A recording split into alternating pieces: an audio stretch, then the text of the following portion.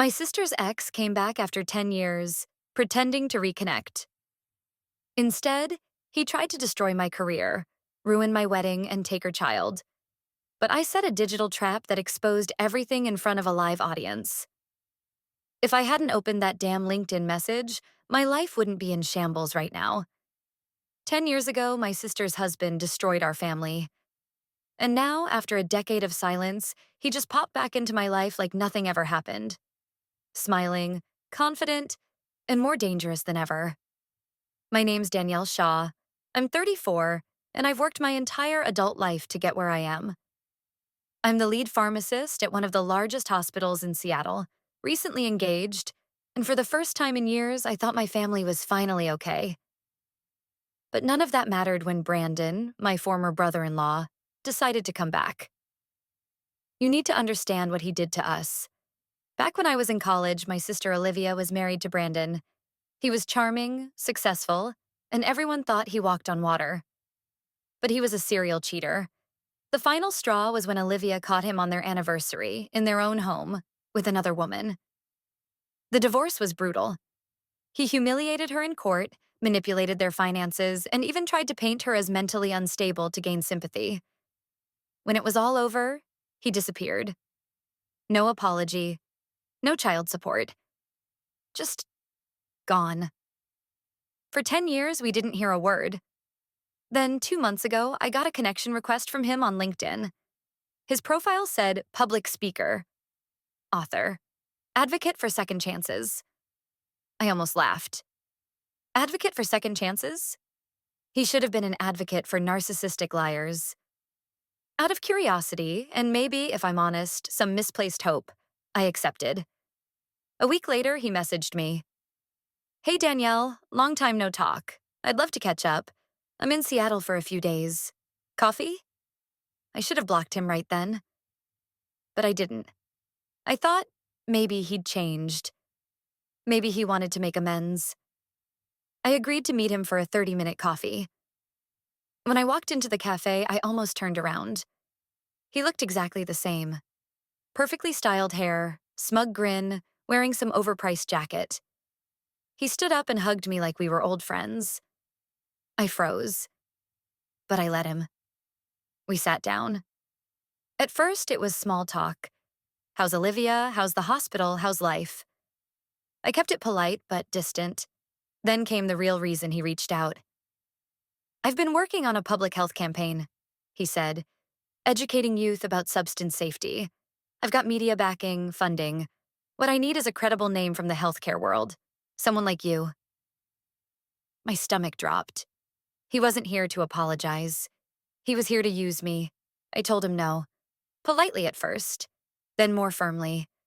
I reminded him of everything he'd done to Olivia, how he left her emotionally wrecked, how our family had to help her rebuild from scratch. His expression didn't change. That was a lifetime ago, he said calmly. We've all made mistakes. And besides, you'd benefit too. Your name gets exposure. Your hospital gets good PR. It's a win-win. I stood up. This conversation is over, I said. Don't contact me again. He didn't argue, just smiled, leaned back in his chair and said, You might want to reconsider. It's amazing how fast reputations can shift these days. That line haunted me. For weeks, I tried to forget about it. But then things started happening. Small things at first. A strange email from a pharmaceutical conference saying I'd plagiarized a research summary. An anonymous tip sent to my hospital's HR claiming I falsified a prescription. My supervisor had to do an internal review. Thankfully, everything checked out. But it was enough to make them look at me sideways. And then came the worst. Last Friday, my fiancé, Jared, showed me an email he got from a burner account. It had screenshots, fabricated ones, of me texting another man. The timestamps, the language, none of it was real. But it looked convincing enough to shake him. We fought. He asked me why someone would go through this much trouble if it wasn't true. I couldn't even answer. He walked out that night. He hasn't been back since. And today, I found something that made my blood run cold. At the nurse's station, someone had left a manila envelope with my name on it. Inside was a printout, a transcript of my conversation with Brandon. Word for word. He recorded me. And suddenly I knew this wasn't about redemption. This was war. I stared at the transcript in my hands, my stomach twisting. Every word I'd said during that coffee meeting with Brandon was typed out neatly, complete with timestamps and emotion tags like laughs softly or pauses, defensive. I hadn't noticed any phone on the table, no visible recorder. But now I knew. He had planned this from the moment he messaged me. My hands were shaking as I tucked the paper back into the envelope and walked quickly to the elevator. I didn't want anyone to see my face because I knew what it looked like. Fear, betrayal, and something uglier. Shame. That night, I barely slept. I kept thinking about Jared and how distant he'd looked when he left. We'd been planning our wedding for months. We had a house picked out. And now, silence. I texted him. No response. I called my sister Olivia the next morning. I hadn't told her about Brandon's return yet. She deserved to know. Her voice cracked when I said his name. Danielle, please tell me he didn't come near you. We had coffee. Once. I thought he wanted to apologize. He doesn't apologize. He manipulates. That's what he does. I heard her take a shaky breath. He's playing some long game, Danny. He used to tell me when we were fighting that he'd ruin me if I ever left. He said I'd end up jobless, alone, crazy. Like it was a prophecy, not a threat. Now he was turning his sights on me, and I was walking straight into his trap. I tried to report the envelope to hospital administration, but they brushed it off. Maybe a prank, they said. Do you know who left it? No cameras in that hallway. No one took it seriously. Not until 2 days later, when I was called into HR again. This time, they had screenshots. A new anonymous complaint claimed I had discussed private patient details with a third party, Brandon. The complaint included fabricated emails showing me talking casually about medication interactions and upcoming surgeries. It looked real. The wording sounded like me. The timestamps lined up with my actual hospital shifts. But I didn't write those emails. I told HR it was all fake. I begged them to check server logs, IP addresses, anything. They agreed to investigate. In the meantime, I was placed on administrative leave, pending the outcome. Just like that, my badge was deactivated. My hospital email locked. My name whispered in hallways I used to walk with pride. I went home and cried harder than I had in years. Not just because I was suspended, but because I realized how easy it was for someone like Brandon to erase everything I'd worked for. And then, right when I thought it couldn't get worse, it did. That evening, a story popped up on a local medical gossip blog. I didn't even know those existed. The headline? Is Seattle's top pharmacist too reckless for the job? The article included my full name, the hospital I worked at, and snippets of those same fake emails. I couldn't breathe. I slammed my laptop shut and paced the room, my heart racing. I'd seen this kind of takedown before, but always from a distance. I never thought I'd be the target. My phone buzzed. It was a text from an unknown number. Now, do I have your attention? No name, no context. But I knew. I knew it was him. I called Jared, desperate for support. He finally picked up. I saw the blog. He said coldly, Jared, it's fake. It's all fake. He's doing this to ruin me. I don't know what to believe anymore. He hung up. I collapsed onto the floor, the weight of it all crushing my chest. I had done nothing wrong, but I was being erased in real time. My relationship, my career, my reputation, being set on fire by a man who once smiled across a cafe table and told me he wanted to reconnect. And then, the twist that changed everything. Later that night, Olivia called me in tears. He called me, Danny. He wants to talk. He says he has proof that you've been lying. To everyone. You're not meeting him, are you? I asked, panic flooding my voice. I already did. What? When? Just now. I I didn't know what to believe. Then she whispered something I'll never forget. He showed me pictures, Danielle. Pictures of you, from inside your apartment. I froze. What pictures?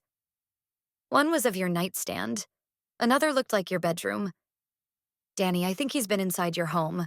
The moment Olivia said it, my entire body went cold. He showed me pictures of your bedroom, Danielle. Your nightstand. Even your medicine cabinet. He said you'd been hiding things. Said if I knew the real you, I'd be afraid too. I couldn't speak. My heart pounded so hard I thought I might pass out. When did this happen? I finally choked out. About an hour ago. I didn't believe him, Danny, but I needed to tell you. You're not safe. I hung up and immediately ran to my bedroom. I scanned every corner, every surface. My nightstand drawer was slightly ajar. I never leave it that way. He'd been here. I live alone. No one has a spare key. I checked every lock, every window. Nothing was broken. Nothing forced open. That's when I remembered. 2 weeks ago, my building changed the locks to upgrade to a keyless entry system. They sent a tech to install it while I was at work. Brandon used to work in cybersecurity. What if he intercepted the vendor info? What if he had them spoofed or hacked? I called building management in a panic. At first, they brushed me off. Ma'am, our vendors are all licensed professionals. I'm not saying your vendor is the problem, I snapped. I'm saying someone may have impersonated them to gain access to my unit. That got their attention. They agreed to review security footage from the installation date. Meanwhile, I packed a bag and left. I couldn't sleep there another night. I checked into a hotel across town under a different name. I didn't even tell Olivia where I was. I needed time to think. Brandon was escalating, and fast. The photos weren't just invasive. They were a threat. A silent message. I can get to you. I already have. I reported the break-in to police. They took it seriously this time, likely because of the previous harassment reports. An officer accompanied me back to the apartment. We searched for hidden cameras, trackers. Nothing obvious. But it didn't mean they weren't there. That night, while reviewing my home router's login history with a friend in IT, we found something. A device had accessed my Wi-Fi 2 weeks ago. One I didn't recognize. MAC address. Device ID. It was a camera. Hidden. Wireless. He'd been watching me. I felt violated in a way I can't even describe. Like my body wasn't mine anymore. Like every time I changed clothes, every time I cried, every vulnerable moment had been seen. My friend helped me sweep the apartment properly this time. In the vent above my dresser, we found a small black camera. No bigger than a flash drive. I took it straight to the police. They opened a formal investigation for illegal surveillance. But unless they could directly tie it to Brandon, it was still circumstantial. I needed proof. That night, something in me snapped. I stopped being afraid. I started being strategic. I set up a bait email. Made it look like I was contacting a high-profile medical board to report Brandon for professional fraud. I made it emotional, angry, messy. I wrote about how I knew he wasn't really a certified counselor, how I had records to prove it. Then I left it open on my fake laptop at the apartment and waited, watching from a hotel webcam I'd installed secretly, one I knew he hadn't found. 2 nights passed. Nothing. Then, on the 3rd night, movement. At exactly 3:12 a.m., the door to my apartment opened. No alarm. No alert from building security. Whoever it was had access. I watched as a figure moved through the room with a flashlight, straight to the desk. He leaned in, his face turned slightly toward the camera. It was Brandon. I had him. I downloaded the footage, copied it to 3 encrypted drives. I didn't just want to report him. I wanted to bury him. But before I could act, I got a call. It was from Jared. We hadn't spoken since he left. Danielle, he said, his voice shaking. I, I need to tell you something. I think I screwed up. Brandon's been messaging me for weeks. He said you were hiding something. He sent me photos, and I helped him. My blood froze. What do you mean you helped him? I asked, barely able to breathe. I let him into your building. I thought I was protecting you from yourself. I didn't realize what he was doing until now. He gave Brandon access. My fiancé let the man trying to destroy me into my home. When Jared admitted he let Brandon into my building, my mind didn't spiral. It detonated. He kept talking, trying to explain. Said Brandon had shown him emails, voice recordings, even proof that I was mentally unstable and self-medicating with prescription meds. Brandon had used my own profession against me. I swear, Danielle, I thought I was helping you. I thought he was trying to intervene. I didn't know. I hung up. I didn't scream. I didn't cry. I sat completely still, staring at the wall, letting the rage settle into something sharper. This wasn't just harassment anymore. This was war. And I was done playing defense. I called Olivia. I told her everything. The break-in, the surveillance camera, Jared's betrayal. She didn't hesitate. We get him back. Smart, legal, permanent. Together, we crafted a plan, but we didn't do it alone. I called Joseph, a former classmate of mine, now a cybersecurity consultant. He owed me a favor. I asked him how far we could go without crossing legal lines. Depends how much you want him exposed, he said. Completely. I want the truth out so loudly no one can ignore it. I want him to choke on his own lies. Joseph smiled through the video call. Then let's give him what he craves. Attention. Step 1. We mirrored Brandon's own tactics. We created a fake conference invite under the name of a high-profile medical leadership summit, the kind Brandon desperately wanted to speak at. Olivia, posing as the organizer, emailed him with glowing praise about his inspiring recovery journey. She said he'd been nominated to deliver the keynote. We offered a generous honorarium, a professionally designed flyer, a contract. All fake, but polished enough to pass inspection. Brandon bit immediately. He responded in under 30 minutes. This means the world to me. Can't wait to share my story. Good, because so would we. Step 2. The keynote. We booked a small, legitimate event space under the name of a mental health nonprofit. Joseph wired the venue for audio and video. We sent out fake press releases, invited influencers in wellness, reps from HR departments, even a few media interns from health blogs Brandon followed religiously. The room would be full, but not of supporters, of witnesses. Step 3. The trigger. We knew Brandon couldn't resist bragging, so we baited him into rehearsing live the night before.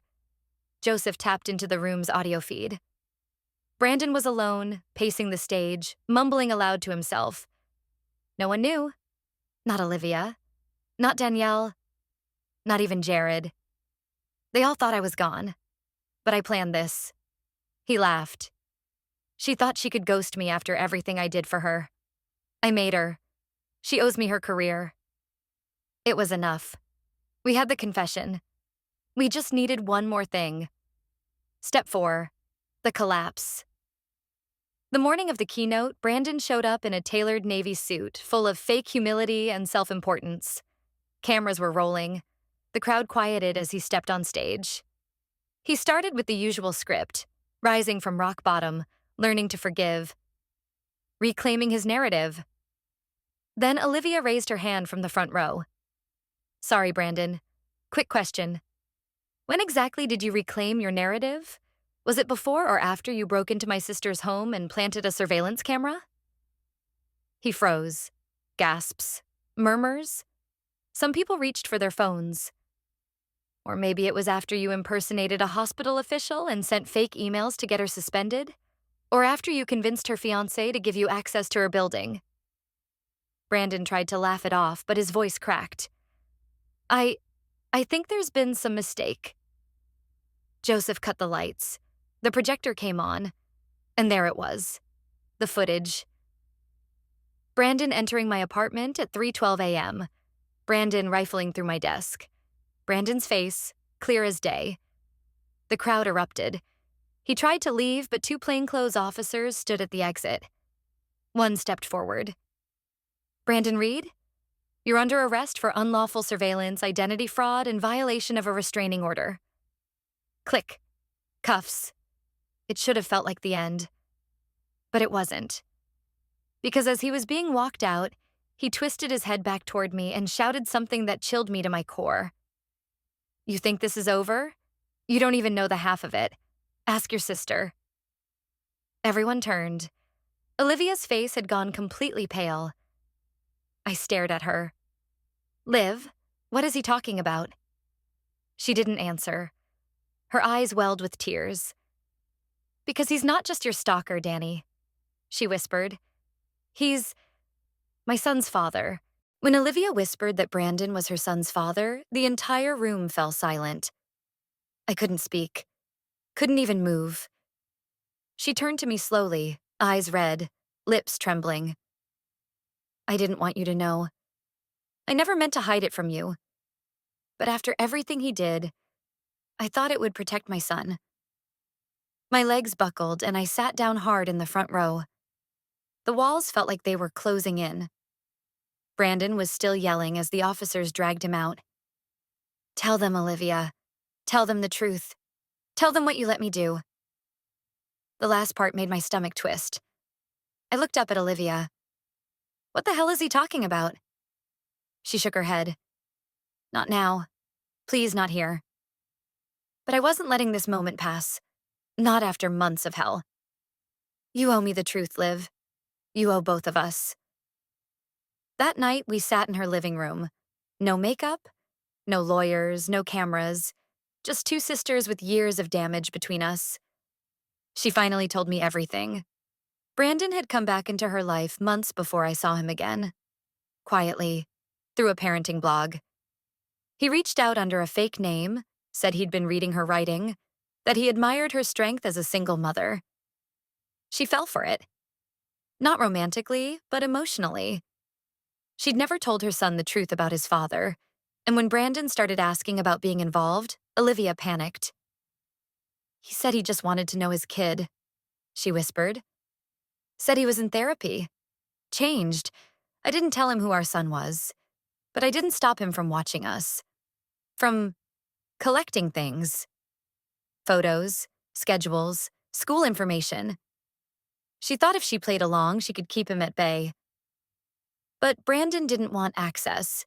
He wanted control. And when I refused to work with him, that became the game. Destroy me so he could paint himself as the stable one, the better parent, the one worthy of custody. That's why he planted the surveillance, fabricated the emails, infiltrated my life. He wasn't just targeting me for revenge, he was building a case to take her child. Once the police had Brandon's face on camera, the DA moved fast. They charged him with felony unlawful surveillance, attempted identity theft, cyberstalking, and multiple counts of defamation. Jared came forward with a sworn statement, admitting how Brandon had manipulated him. The hospital officially reinstated me. My name was cleared. Brandon's entire second chance brand imploded. His speaking contracts were canceled. Book deals withdrawn. He was publicly denounced by the very platforms that once celebrated him. But the most satisfying part? He lost all parental rights. Olivia filed for a protective order on behalf of her son, with my footage and his confession as key evidence. The judge ruled that Brandon posed an ongoing, calculated threat and barred him from any contact, permanently. And when the verdict was read, I didn't feel rage or victory. I just felt tired. So tired. But then I looked at Olivia, and for the first time in years, she looked free. 6 months later, life started to feel real again. I was back at the hospital, leading a new research initiative on digital harassment in healthcare. Jared and I didn't get back together, and I didn't want to. Some betrayals don't deserve second chances, but I did meet someone new. Slowly, cautiously, on my own terms. And Olivia? She started speaking publicly about single motherhood, about trauma, about what happens when women are forced to keep secrets to stay safe. One day, her son, my nephew, came up to me holding a picture he drew. It was me, Olivia, and him, in front of a house. He'd written one sentence across the top: "This is my real family." I broke down crying right there on the floor. Brandon tried to destroy my life, but in the end, he handed me the power to rebuild it. He lit the match. I just made sure he burned alone.